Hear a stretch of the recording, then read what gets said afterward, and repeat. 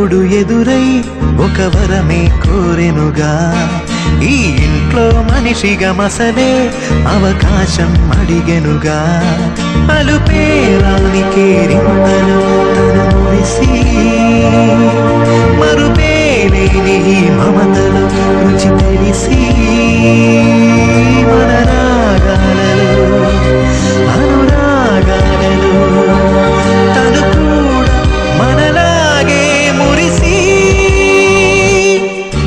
గుళ్ళో దేవుడు ఎదురై ఒక వరమే కోరెనుగా, ఈ ఇంట్లో మనిషిగా మసలే అవకాశం అడిగెనుగా.